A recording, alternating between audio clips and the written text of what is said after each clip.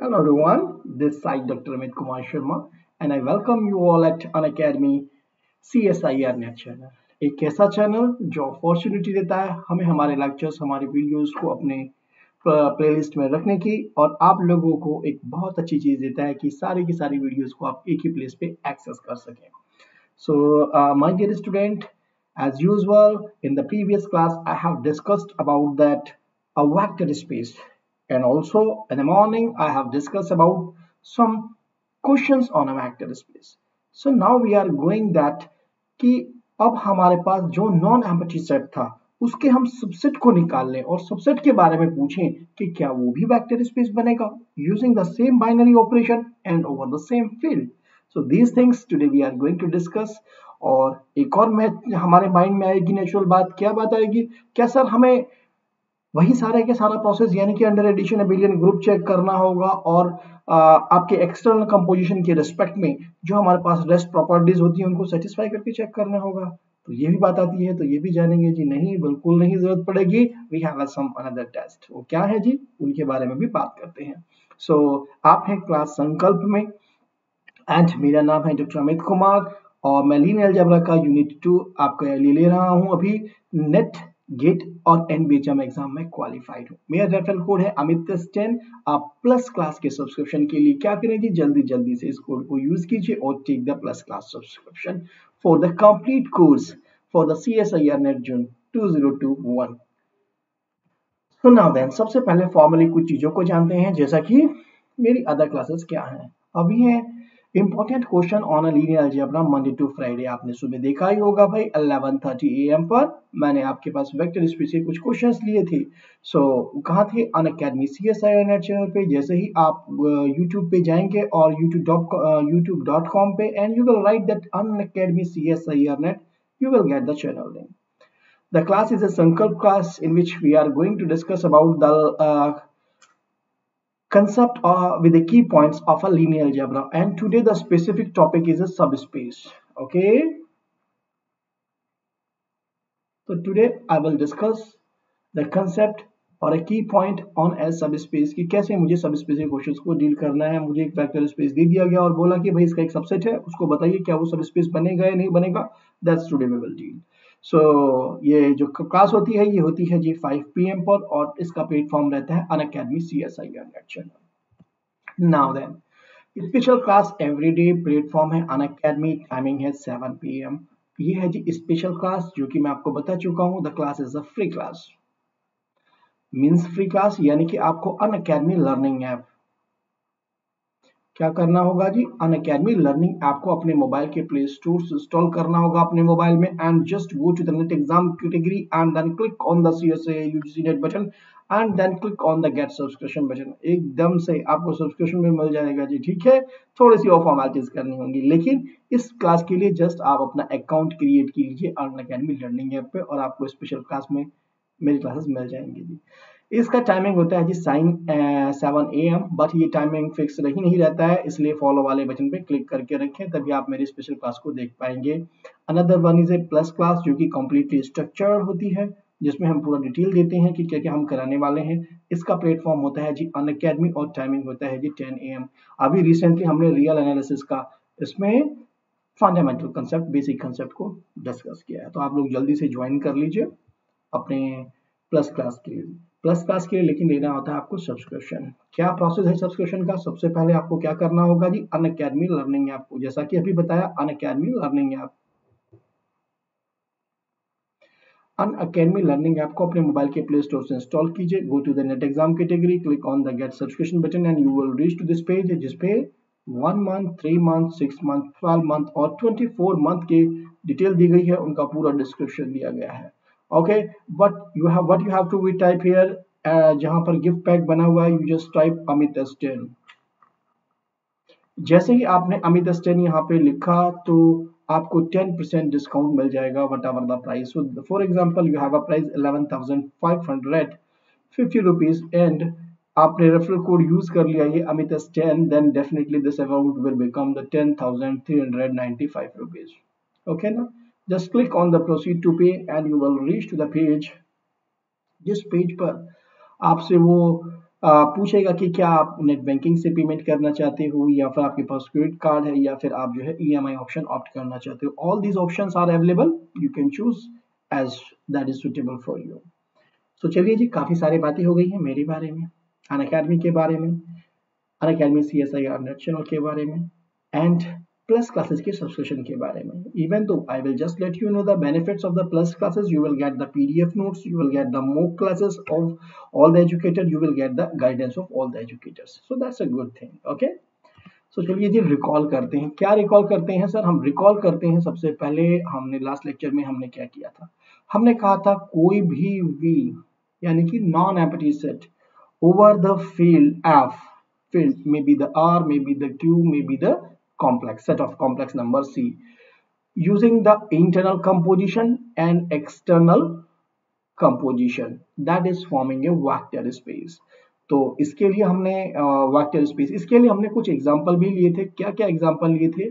सबसे पहला एग्जांपल लिया था जी हमने फंक्शंस का, कि हमारे पास अगर सबसे पहले लिया था हमने एंटोपल्स का, राइट। यानी कि हमने कहा था अगर मेरे पास V ऐसा है जिसके अंदर मेरे पास एंटोपल्स है, यानी कि A1 A2 dot dot dot AN, right, these all are the n-tuples. अगर मेरा V ऐसा है तो मैंने कहा कि ठीक है, that is forming a vector space under the coordinate wise addition and scalar multiplication, right ना।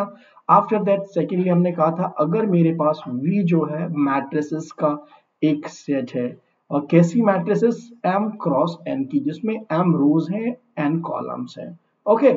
this type of the matrix field, definitely field is just a field हमारे पास था, that may be the R, okay, so that's not the matter, मैंने field लिख दिया है। उसके बाद हमने एक और बात की थी V, what is that? V was अगर मेरे पास polynomials दिए हुए हैं, that means just in a PX, okay, और degree of this polynomials are less or equal to N, हमने ऐसी बात की थी। and one more last, हमने इन चार एग्जाम्पलों पे फोकस किया था। क्या? function f such that function belongs in the closed interval, functions are continuous and belongs to the closed 0 1 interval, right। continuous function f belongs in C01 का मतलब होता है functions are continuous and defined on the closed interval 0 to 1, continuous भी है इसमें और defined भी है, ठीक है। सो ओके, इन चार पे फोकस किया था। अब आप सोचिएगा थोड़ी सी बात, अगर मैं कहूँ V का कोई सबसेट है, फर्स्ट हमने इसको लेबल कर देते हैं, that is A first, that is my second, that is my third example and that is my fourth example. आप नोटिस करोगे पूरे लीनियर अलजेब्रा में आप इन्हीं चार टाइप के एग्जांपल्स में घूम रहे हैं। सबसे अच्छी बात तो क्या, कैसे? अब आप सोचिए, फर्स्ट वाले अगर केस की मैं बात करता हूं तो फर्स्ट में मेरे पास क्या है? टपल्स हैं। सो मैंने कहा कि अगर मेरे पास सिर्फ और सिर्फ A1 और A2 है इन सेट में, ओके, और मेरे पास जो है field is equal to R, तो समझिए आप सिंपली V क्या हो गया जी आपका? V is defined as R2, simply R2 हो गया है। यानी कि आपसे पूछ रहा है क्या R2 ओवर R आप वेक्टर स्पेस फॉर्म करेंगे या नहीं? क्या ले लिया जी? ये आपके पास जो V बना ये इफ फर्स्ट का सबसेट हो गया, एक छोटा सा सबसेट ले लिया और उसके बारे में सिर्फ पूछ ली। यानी कि नेक्स्ट टाइम हो सकता है 3 टपल ले ले, हो सकता है 4 टपल ले ले, ऐसे। सो दैट मीन्स आप तो N पे जान चुके हैं, अब आपका टारगेट है सब स्पेस के अंदर इन्हीं के ही सबसेट को चेक करना और सेम बाइनरी ऑपरेशंस का यूज करना जो कि इस वेक्टर स्पेस को फॉर्म करने में बनाए गए यूज किए गए थे। और सेमी फील्ड पर तो हम बात करेंगे कि क्या ये हमारा सब स्पेस बनाता है या नहीं। If that is forming a vector space itself using the same binary operation over the same field, then we say that is a subspace of the given vector space. If we move to the second one, that means अगर मैं आपसे second की बात करता हूं तो मैंने कहा कि मैट्रिसेस थी। अब मैट्रिसेस कितने तरीके की हो सकती हैं? अब आप नोट करो, हम इसको W से डिनोट कर देते हैं। W is a subset of V। So W में भी क्या सिमेट्रिक मैट्रिक्स हो सकती है, हो सकता है जो मेरी मैट्रिक्स हो डायगोनल मैट्रिक्स हो सकता है वो सिमेट्रिक मैट्रिक्स हो और हो सकता है वो मेरे पास स्केलर्स मैट्रिक्स हो। तो बहुत सारी, यानी कि जितने भी सबसेट आप n क्रॉस n मैट्रिक्स से बना सकते हो उन सब के बारे में एग्जामिनर आपसे क्वेश्चन रेज कर सकता है, ठीक है ना। That's a thing. After that हम बात कर रहे हैं px की। सो आप नोटिस कीजिए, अगर मैं थर्ड की केस की तरफ मूव करता हूं, so now then what happen, यहां नहीं इधर ले लेते हैं जी हम, ठीक है। If I will talk about the third case polynomial, मैं आपसे कहूं कि भाई मेरे पास w जो है, जो कि सबसेट है v का, वो किस तरीके से डिफाइन है, w is equal to what, a polynomial such that degree of polynomial is less और इक्वल टू 4। और हो सकता है क्या देखिए, नहीं, such that degree of polynomial is equal to 3। और हो सकता है कह दे कि डिग्री ऑफ मतलब ऐसा पॉलिनोमियल जहाँ पे 1 पे आपके पास 0 वैल्यू आ रही है, ओके। तो ऐसे पॉलिनोमियल का कलेक्शन पूछ ले, तो ऐसी बातों को आप कैसे डील करेंगे, ये नहीं, this one, degree of p less or equal to 3, degree of p is equal to 3 and degree of p is greater than equal to 2। तो कौन सा इसमें से वेक्टर स्पेस प्रेजेंट है, कौन सा नहीं बनेगा, दैट ही में आस्क, सबसेट ही तो हुए इसके। Now then come to the fourth one, what the fourth is, fourth में हमारे पास कैसे कैसे फंक्शन हो सकते हैं। सो w तो हमारा सबसेट है v का, लेकिन w में भी क्या, f, such that f is even, f is odd, okay, f is such that f at 1 is equal to 0। So then ये बहुत सारी कंडीशंस आपको दे सकता है, यानी कि आपको पास टोटल फंक्शन में से कुछ कलेक्शन फंक्शंस का निकालना है। फंक्शंस कंटिन्यूअस हैं, बट ये प्रॉपर्टीज मैक्सिमा रखता है, नहीं रखता है, मिनिमा रखता है, नहीं रखता है। तो अब हम बात करेंगे इनके सबसेट पे जी। इस क्लास का पूरा पर्पस ये है। Hope it will be clear to all of you कि हमारा रिवीजन भी हो गया है और अब हम फर्दर मूव करने वाले हैं। So come to the formal definition, what that says. चलिए एक एग्जांपल भी मैं थोड़ा सा रिवाइज कर देता हूं। सी ओवर सी क्या बनाता है जी, C over C is a vector space, C over R is also the vector space, C over C is a vector space. अब आप नोटिस कीजिए, हमने यहाँ पर क्या लिख दिया, Q root 2 root 3 over Q, क्या सब आपका बनाएगा वेक्टर स्पेस, तो आंसर आएगा जी yes, that is forming the vector space. मैं यहाँ पर लिख देता हूँ, that's forming a vector space, yes, that is also forming the vector space, that is also vector space। कैसे बेटा, ये डिग्री ऑफ एक्सटेंशन तो कर दिया आपने, आप नोटिस करो यहाँ पर, ठीक है। क्या हुआ, q से q रूट 2 पे गए, q रूट से q रूट 3 के पास गए। सो डायरेक्टली देखा जाए तो q से आप q रूट 2 q रूट 3 के पास गए। q भी एक फील्ड था, ये भी एक फील्ड है, और फील्ड ओवर फील्ड आपके पास वेक्टर स्पेस बनता है जी, ठीक है। Now then this is also the vector space, जो कि हम ऑलरेडी करा भी चुके हैं। Cn over R is also the vector space, Rn over Q is also the vector space, Q root 2 power n Q is also the vector space, and Zp over Zp is also the vector space। देखा जाए तो सब पे एक ही nature मिलेगी, सबके सब ये क्या है, सब फील्ड हैं। एवरीवन, या तो फील्ड की पावर दी गई है, या फील्ड ओवर फील्ड दिया गया है आपको, या फील्ड ओवर सब फील्ड दिया गया है, सभी अगर केसेस में देखा जाए। So what happened in all the cases, you can notice here कि सारे एग्जाम्पलों में कुछ की पॉइंट्स है। What are the key points, observation. पहले तो ये देखो, जो हमें गिवन एग्जांपल्स हैं, फील्ड को अगर मैंने लिया है फील्ड के ही ऊपर, definitely that is a vector space. Field over subfield, that is also the vector space. General कोई कंडीशन नहीं डाली है बेटा, ठीक है। नाउ देन फील्ड की power something, okay, some n over field is also the vector space, okay। now yes, यही बातें रही, बट क्या आपके पास एक नोटिस किया आपने, नोटिस कीजिए आप यहाँ पर, क्या सब field over field is not the vector space,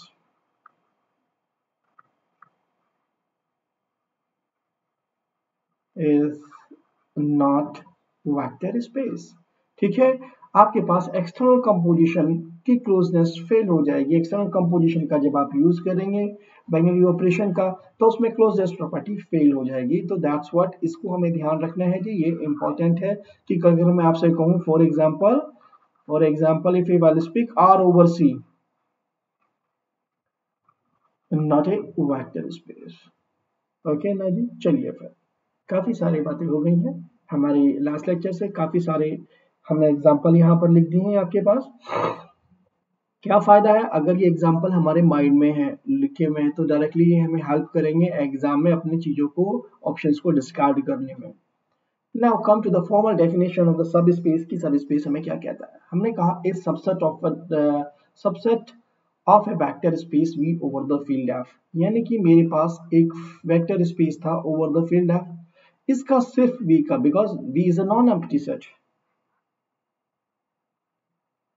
non empty, और ऐसे लिखने का that is a vector space.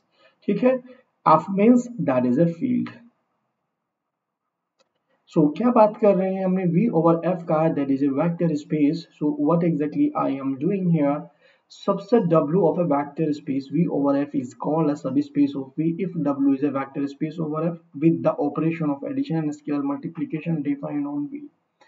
तो see here क्या हुआ जी, हमारे पास हमने कहा कि w हमारा कोई भी सबसेट है इस v का, right, I am talking about the v। Okay, so इस v का सबसेट है। अब जो ऑपरेशन आपने कहा कि दिस इज दिस वन, यानी कि you can write that is a vector space का मतलब हुआ कोई operation. For example I am taking the internal composition and external composition this one. So field भी हमें पता लग गया। फॉर एग्जांपल मेरा फील्ड क्या है जी, set of a real number है।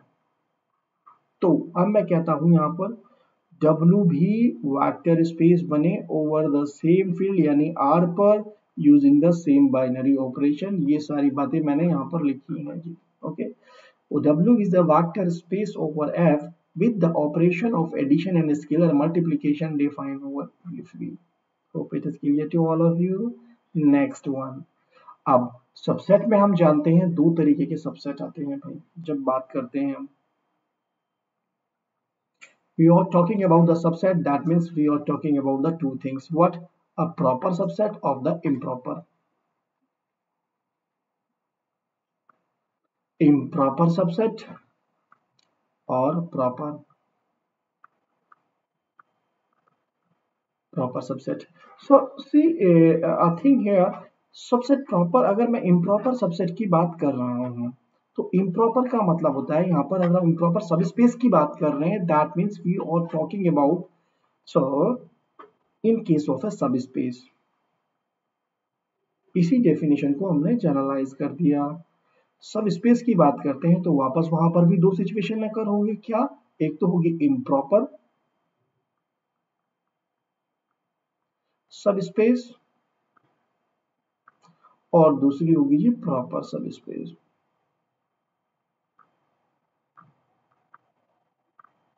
इम्प्रॉपर और प्रॉपर सब स्पेस। इम्प्रॉपर में जो आएंगे, एक तो आएगा जी आपके पास सिर्फ, और अगर मैं बात कर रहा हूं प्रॉपर की, so see just I will change the frame. In case of a proper, only the vector a singleton 0 और या फिर v, ये दोनों के दोनों ही मेरे पास क्या खुद itself हो w, या फिर w is equal to 0 हो, यानी कि w आइदर तो दिस है और क्या है w is equal to v है, तो हम बोलते हैं कि this is a improper subspace. और जो रेस्ट बचे they all are the proper space. Other than this one, if w is not equal to the singleton 0 और आपके पास W is not equal to V, then thus W is proper subspace। Okay ना, तो यही सब बातें यहाँ पर लिखी हैं बच्चा, अगर आप नोटिस करोगे तो। That's I have written here. Zero alone is a subspace of always. There is a two subspace called the improper subspace। कौन कौन से? एक तो singleton base 0 और itself V। Zero is a vector beta completely। The subspace other than 0 and V is called the proper subspace। Hope now the definition will be clear to all of you। So let us move to the next। कि क्या हमारे मन में यहाँ पर आ चुका होगा कि सर क्या हमें पूरा प्रोसेस चेक करना पड़ेगा? नहीं जी, वी हैव सम टेस्ट, लेकिन टेस्ट से पहले मैं चेक करूंगा कि हमारा सॉफ्टवेयर वर्किंग कर रहा है प्रॉपरली कि नहीं कर रहा है। Is it working? या that's working, no problem. So let us move to this one. ठीक है जी, so come to the test. What is the test? कि हमें अब पूरा प्रोसेस ना करना पड़े। यहाँ पर दो टेस्ट है। कैसा? पहला टेस्ट, हमने कहा कि मेरे पास W है A subset W of a vector space V is a subspace of V और कंडीशन क्या दी गई है if and only if। क्या कंडीशन है? फर्स्ट हम कह रहे हैं कि जो हमारे पास W है that should not equal to 5, यानी कि एटलीस्ट जीरो वेक्टर तो होना चाहिए, तो कभी उसमें ऐसा ना हो कोई एलिमेंट ही ना हो। बी, क्या कंडीशन आई? हमने कहा कि अगर मैं कोई भी दो एलिमेंट ले लूं x और y इस W से, तो उनका जो डिफरेंस है x minus y that most belongs to the W। Okay, बिल्कुल ये समझना, बिल्कुल सब ग्रुप वाली कंडीशन दे रहे हैं बेटा, सब ग्रुप वाली कंडीशन से यूज कर रहे हैं। और सी क्या कही? For all a belongs in the field and x belongs in the W, हमें implies यानी कि scalar multiplication must be the member of the W only। Okay ना जी, सो दैट्स ही वांट टू कन्वे यू। लेकिन इसी definition को, इसी टू स्टेप टेस्ट को थोड़ा सा मॉडिफाइड किया गया और कह दिया गया भाई वन स्टेप टेस्ट का यूज कर लीजिए आप, you just use the one step test. क्या है ये sir one step test? See here, हमने कहा a non empty subset W of a vector space, so we are taking a W क्या subset of V over F। That's thing. हमने कहा कि अगर आप इन दोनों कंडीशन को मर्ज कर दें, कैसे? क्या आपको क्या करना होगा? आपको करना होगा जी, अगर मैं alpha of x plus beta of y belongs in W check कर लूं, और obviously W is not a phi, that means non empty W लूं मैं, और ये कंडीशन चेक कर लूं, तो मैं डायरेक्टली बोल सकती हूं कि that will be the subspace over the same operations. So कैसे सर?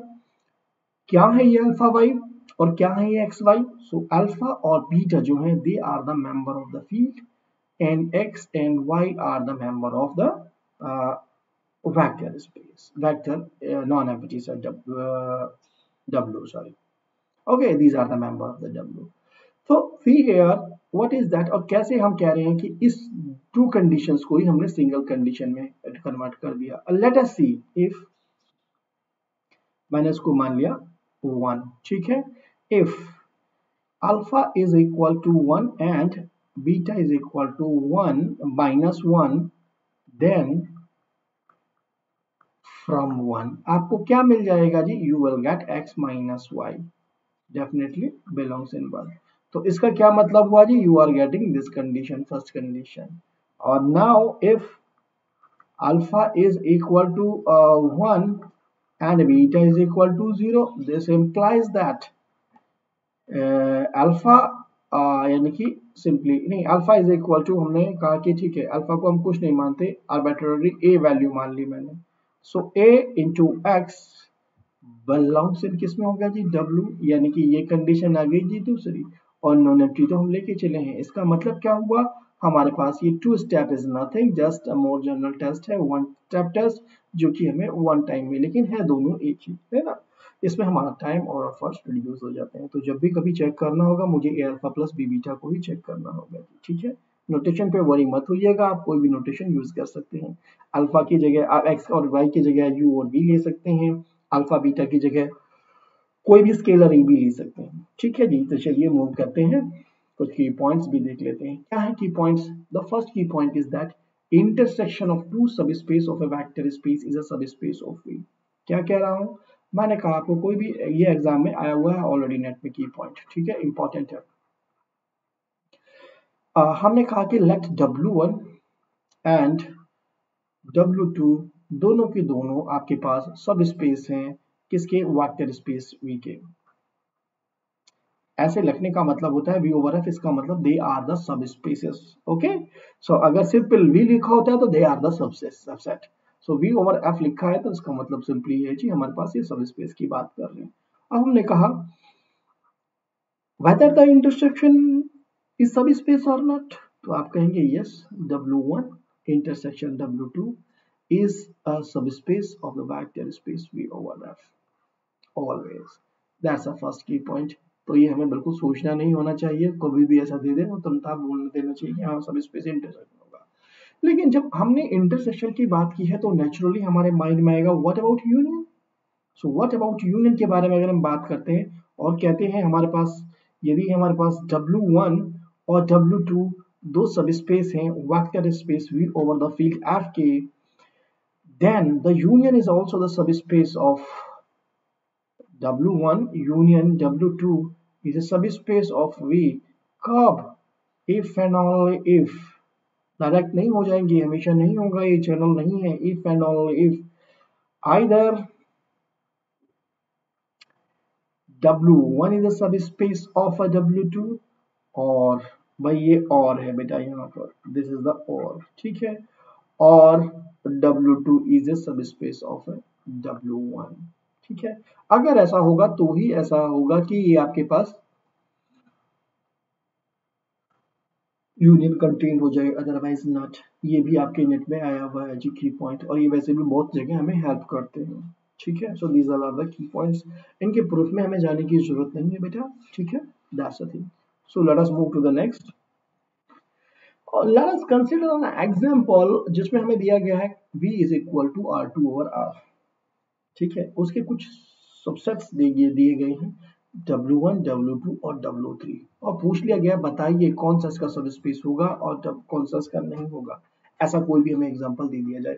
यहाँ तो चूंकि मैं ऐसे करा रहा हूँ फॉर्मल वे में, बिल्कुल एमसीक्यू के वे में हम अपने क्वेश्चंस पे डिस्कशन करेंगे. तो कैसे हम देखते हैं, ऑलरेडी मैंने लिख भी दिया कि कौन कौन से होंगे. सो मुझे क्या चेक करना है, मुझे दिया हुआ है जी W1. W1 is equal to what? X comma 0 such that X is a member of the set of a real number. So मेरे पास W1 की इंफॉर्मेशन आ गई. What exactly I am doing? मैंने कहा कि भाई मेरे पास दो वेक्टर्स हैं U और V, दोनों मेंबर्स हैं W1 के, ठीक है.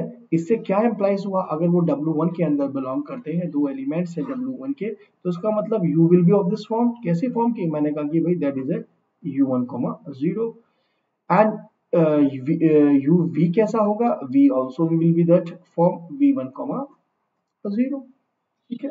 सो नाउ देन हमारा पर्पस क्या है, हमारा पर्पस है वन स्टेप टेस्ट को लगाना, यानी कि we have to be check alpha U plus beta V क्या बिलोंग करते हैं W में या नहीं. W कैसा है, W एक ऐसा है जिसमें फर्स्ट जो सेकंड कोऑर्डिनेट है that is equal to 0. Okay, two coordinates है इसके अंदर. तो चलिए चेक कर लेते हैं. Definitely I am taking alpha और beta are coming from some field. So take this one. Alpha की वैल्यू इज व्हाट, अल्फा हम कुछ भी मान सकते हैं, 1 2 3 4, 1/2 1/3 1/4 रूट 2 ई, जो भी आप मानना चाहें, that is any real number, आपकी चॉइस है. तो no matter. So just I am taking a general. So what happen, मैं अल्फा यू की वैल्यू रख देते हैं जी और वी की वैल्यू यूज कर लेते हैं.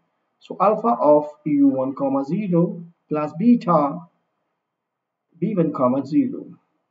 What is that value? Alpha of U1, 0 plus beta of V1, 0. What is this value? That is alpha U1 plus beta V1, 0. Notice here, यहाँ पर भी तो सेकंड टपल क्या है, 0 है, और यही आपका W1 के अंदर था. इसका मतलब क्या हो गया जी, दिस वेक्टर, क्योंकि आपके पास ये तो एलिमेंट, ये एक वेक्टर है, ये भी एक वेक्टर है, और यहाँ पर क्या है जी, पूरा का पूरा दैट इज सम वेक्टर. हम इसको एक और बोल सकते हैं भाई UVW, हम इसको H बोल सकते हैं, H, 0 ही तो होगा कुछ ये, राइट ना. So that means what happen, that is belongs to the W1. This implies that W1 is subspace of V, और V क्या हमारा R2 over R. Hope it is clear. So मुझे सिंपली डेफिनेशन का use करना था जी. तो चलिए move करते हैं नेक्स्ट. नेक्स्ट क्या इन्फॉर्मेशन मिलती है, W2 दिया गया है मुझे. W2 is equal to 0, y such that y belongs in the set of a real number. ये इन्फॉर्मेशन दी गई. सो W2 दे दिया गया है 0 to y, जहाँ y को मैं कह रहा हूँ set of a real number है. Same as usual manner, I will take the two elements U and V from a W. This implies that the U will be of this form 0, y1 मैं कह सकता हूँ, या U1 U2 ले लेते हैं बेटा, and V is what, that 0, V2. Okay, so now take alpha of U plus beta of V, that is equal to alpha 0, U2 plus beta 0, V2, that is equal to simply 0 comma alpha u2 plus 0 comma beta v2 इसके अंदर multiplication कर दिया आपने and whenever you are going to add this will become alpha of u2 plus beta of v2. Okay, this is of the same form as the w2 is given. This implies that this is belongs to the w2 and this implies that w2 is a vector subspace of r2 over r. ठीक है, so that means w2 is a subset of subspace of the v. That's the thing. चलिए जी, W भी हो गया हमारे पास, ये भी आंसर है जी, ये भी आंसर है. So let us move to the next one. What the next is, if we will talk about the W3 आपको क्या दिया गया है बच्चा, that is given to you 1, such that x belongs in R, right ना. सो हमारे पास दो वे थे, एक तो क्या, हम डायरेक्टली एज यूजुअल अपना देखते हैं क्योंकि हमें से वेक्टर स्पेस तो प्रूफ करना है यानी कि W3 under addition abelian group होना चाहिए, under multiplication that must satisfy to the some properties. अगर ऐसा होता है तो हम बोलते हैं वेक्टर स्पेस है. तो if I will talk about the under addition, so notice here, इस सेट के अंदर क्या ऐसा कोई एलिमेंट है जो 0,0 हो? सर नहीं. क्यों? क्योंकि इसमें फिक्स कर दिया गया है W के अंदर the first coordinate is a 1 and that may be the 0, that may be the 1/2, that may be the anything, that may be the 1/2 root 2 whatever, but 0 first table पे नहीं आ सकता. This implies that additive identity नहीं exist कर रही है आपके पास W3 में, not the additive identity exist.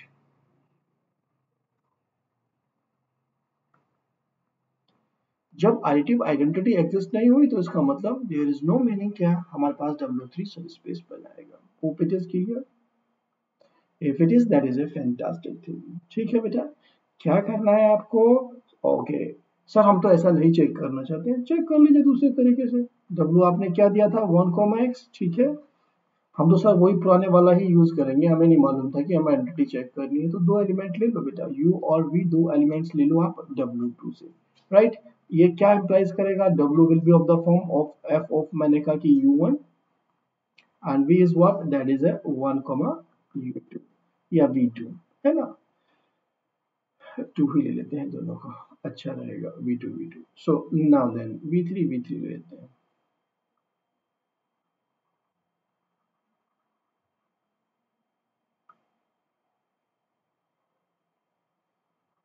U of 3 intentionally ले रहा हूँ बिकॉज ऑफ दैट रीजन कि हमारे पास W3 है और कुछ नहीं है, कोई भी लेबल कर सकते हो.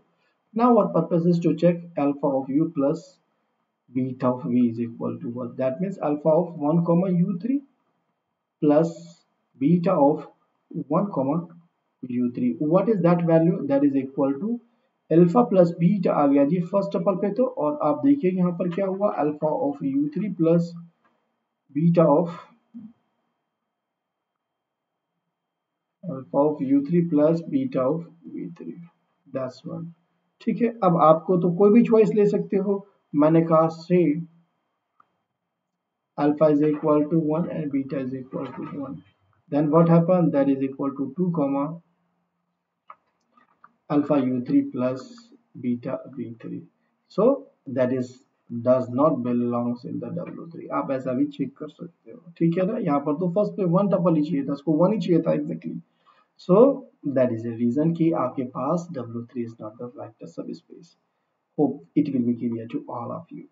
So यहाँ से क्या conclude किया, the W1, W2 is a vector subspace और W3 is not. ठीक है जी, एक और ले लेते हैं. Consider the vector space R3 over R. Let W is equal to ABC such that A is equal to B is equal to C. आप इसको बताइए क्या ये मेरा सबस्पेस बनेगा या नहीं. W को क्या दिया गया आपको, W is given to you A, B and C such that एक कंडीशन दे दी, A की वैल्यू B के इक्वल है और B की वैल्यू C है. तो हमने सिंपली इसको रिकंस्ट्रक्ट किया, रीराइट किया. सो हर जगह क्या है जी, A, B की वैल्यू भी A, C की वैल्यू भी A. So that means A is what, it belongs to the R. Okay ना. ये किसका सबसेट है W हमारे पास, W is a subset of R3 है ना, दैट्स अ थिंग. सो इसको चेक करना है मुझे। सो नोटिस कीजिए, मैं वही कंडीशन लगाऊंगा क्या, डब्ल्यू यू वन मान लिया मैंने, यू एंड वी दो वेक्टर्स है मेरे पास, they are the member of the डब्ल्यू। Simply u is what, that is of the form a, and v of the form b, मेरे पास ये आ गया। What is the value of u plus v, u plus v is equal to a plus b, another a plus b and a plus b। सम की बात की simply, लेकिन आपका मैंने अल्फा बीटा की वैल्यू 1 रख ली, लेकिन आपने कहा कि नहीं सर हम तो नहीं रखते, अल्फा और बीटा भी रख लीजिए। क्या फर्क पड़ेगा, यहाँ अल्फा यहाँ इंटू बीटा, यहाँ अल्फा इंटू बी बीटा, यहाँ alpha into b beta. So there is no effect, यानी कि सेम नंबर यहाँ आपको मिला है सी। इसका मतलब उसी फॉर्म का है, इसका मतलब that is coming to the W, this implies that is this W is the subspace of my V vector space over the R, यानी कि R3 ओवर R का। ये क्या है, लाइन की इक्वेशन, तो सारे आपके पास डायमेंशन 1 हो जाएगी। अभी हम डायमेंशन की विसेंस देखेंगे, कितने फ्री वेरिएबल्स हैं। इन फ्यूचर हमारा पर्पस यही रहेगा जी। Hope it will be clear to all of you. So चलिए जी थोड़ा सा और जान लेते हैं इसके बारे में। क्या जान लेते हैं, मैट्रिसेस का दे दे। अब आप देखो यहीं पर क्या, ट्रायंगुलर मैट्रिक्स दे दी हमें, क्या क्या ट्रायंगुलर मैट्रिक्स दे दे, अपर ट्रायंगुलर मैट्रिक्स दे दे, तो इनके बारे में भी हम बिल्कुल डिस्कस कर सकते हैं इन द सिमिलर फैशन। तो इसको आप करके टेक्स्ट बॉक्स में मुझे बताइएगा कि क्या ये वेक्टर स्पेस फॉर्म करती हैं, सब स्पेस फॉर्म करते हैं या नहीं फॉर्म करते हैं। So these are up to you, ठीक है। Now then come to the next, a direct sum. Direct sum क्या होता है भाई, देखिए यहाँ डायरेक्ट सम की बात आई है। अगर मैं v के एलिमेंटों को कोई भी दो सब स्पेस ले लूं, मैं W1 W2, definitely there intersection में हमेशा ही जीरो वेक्टर आना चाहिए, ये नॉन एम्प्टी होना चाहिए, और उनके सम में दोनों के एलिमेंटों को मैं लिख सकता हूँ उसके हर एक एलिमेंट के बीच। तो that's sum is called the direct sum. Okay, so कैसे, पहले तो मैं आपको बता देना चाहूंगा कि मैं अगर कोई मेरे पास W1 और W2 है और मैं सम डिफाइन कर रहा हूं, तो उसका मतलब होता है कि मेरे पास W1 small w1 and plus small W2 ही आ गया जी, such that small w1 belongs in my capital W1 and small w2 belongs in my capital W2। Okay, so इसको हम डिफाइन करते हैं जी आपके पास सिंपल और ऑर्डिनरी सम से, ठीक है, सम ऑफ द वेक्टर्स में। यहाँ पर क्या कहा गया, if W1 and W2 be the two subspace of the vector space V, then direct sum of W1 and W2 denoted by this symbol। कैसे, W1 and W2 से जो आपके पास सम का साइन होता है उसमें गोल आप राउंड सर्कुलर लगा दीजिएगा। And each element of W1 W2 can be express as a sum of the unique element of W1 and W2। Okay, this is the thing. तो चलिए जी फॉर्मली हम एक छोटा सा एग्जांपल ले लेते हैं, उससे ज्यादा क्लियर हो जाएगा। एग्जैक्टली आपको बेटा करना क्या होता है ऐसे क्वेश्चंस में डील करने के लिए, आपको देखना है सबसे पहले हम कहेंगे कि V is the direct sum of W1 plus W2। कब कहते हैं, यदि आपके पास दो कंडीशन फुलफिल हो जाए। क्या, इफ W1 और इंटरसेक्शन W2 है, that is only the singleton, यानी कि आपके पास जीरो वेक्टर ही आए उनके इंटरसेक्शन में common. Okay, now then second क्या हो जाएगी, फर्स्ट सेकंड हमारे पास कंडीशन क्या आ जाए, अगर मैं W1 और W2 का सम करूं, यानी कि लीनियर कॉम्बिनेशन फाइंड आउट कर रहा हूं सिंपल आपकी रफ लैंग्वेज में, so that should be equal to the whole vector space V। That's if ऐसा हो रहा है तो मैं बोलता हूं कि yes V can be written in the direct sum of W1 and W2। चलिए जी हम देखते हैं अपने पहले वाले को। क्या एग्जांपल दिया गया, इसने कह दिया आपको कि V तो मेरे पास R2 ओवर R है। ओके, W1 कह दिया गया, W1 is a simply as a 0, जहां पर A बिलोंग्स करता है मेरा सेट ऑफ रियल नंबर में, और W2 क्या है जी, मेरे पास 0, B है जहां पर B बिलोंग्स करता है सेट ऑफ रियल नंबर में। अब आप नोटिस कीजिए W1 के अंदर अगर मैं एलिमेंट्स लिखने ले जा रहा हूं, so what type of the elements will be there will be the 1, 0, definitely 0, 0, -1, 0, 1/2, 0। anyhow आपके पास first of all non zero होगा एक्सेप्ट दिस वन एलिमेंट, एक ही जीरो जीरो एलिमेंट है, उसके अलावा फिर चाहे नेगेटिव पॉजिटिव कुछ भी हो। W2 में अगर आप देखोगे तो क्या एक एलिमेंट तो आ गया जी जीरो जीरो, जैसे बी को जीरो रखा, उसके बाद तो बी की आपके पास चॉइस है, कोई भी -1 रखें, जीरो आप 1 रखें, 0,1/2 रखें। So notice here in both the cases the element, यानी कि अगर मैं W1 इंटरसेक्शन W2 करता हूं only I will get the single element 0,0। पहली कंडीशन मेरी फुलफिल हो जाती है। And now if I will take the sum, यानी कि W1 plus W2, if I am going, what is the meaning of this one? The meaning is that A comma 0 plus 0 comma B. Okay now, what is that? That is a comma B, such that A belongs in A, यानी कि W1 and B belongs in the W2। तो यही तो definition है मेरी R2 की। R2 को भी हम क्या लिखते हैं? R2 is what? The ordered pair AB, जहां पर A और B दोनों कहां से आ रहे हैं? सेट ऑफ रियल नंबर से आ रहे हैं। So what is this? This is equal to simply R2, which is my vector space over the field R. So this means that that can be written in the direct sum of this one. Hope it will be clear to all of you. Now come to the next example. Next example में हमें क्या दिया गया है? V दे दिया गया है। V is equal to R3 over R। ठीक है। W1 क्या है जी मेरे पास? W1 is equal to simply X, Y and 0 such that X and Y are the member of R, and W2 is what? W2 is equal to X, 0 and Z such that X and Z belongs into the set of a real number। ये बातें आ गई ना हमारे पास दोनों की दोनों। And now what, अब हमें चेक करना है कि क्या ये डायरेक्ट सम में लिखा जा सकता है या नहीं लिखा जा सकता है। तो कॉमन आप सबसे पहले देखो, यही को देख के ही हम देख सकते हैं ना। W1 इंटरसेक्शन W2 क्या आ गया जी मेरे पास? ये तो नहीं है, दोनों के सेकंड कॉर्डिनेट कॉमन नहीं है, थर्ड भी नहीं है, लेकिन first about that we are getting x 0,0 such that x belongs in R. So that means that is not equal to a zero vector. Okay, यानी कि zero vector के नहीं है। So this implies that we cannot written in the direct sum of W1 and W2। Simple सा वे है जी questions करने का, ठीक है ना। चलिए आपने ये भी देख लिया कि हम डायरेक्ट सम कैसे देखते हैं। एक समय था इसका क्वेश्चन आना ही आना था, अब थोड़ा सा फ्रीक्वेंसी कम हुआ है डायरेक्ट सम से क्वेश्चन आने की, लेकिन ऐसा नहीं है क्योंकि पहले नेट में आए हुए हैं क्वेश्चन इसके, तो एग्जाम में आ सकते हैं जी। आगे हमारे पास इनके क्वेश्चंस हैं जो कि हम मॉर्निंग क्लास में करेंगे आप लोगों के साथ डिस्कस कि सब स्पेस कैसे बनाते हैं, कौन कौन से नहीं बनते, कौन कौन से बनते हैं। आप थे अनअकैडमी CSIR नेट चैनल पर, जल्दी से इसको सब्सक्राइब कर लीजिए, लाइक कीजिए वीडियो को और शेयर कर दीजिए सभी अपने फ्रेंड्स को। Okay then, thanks for watching the video.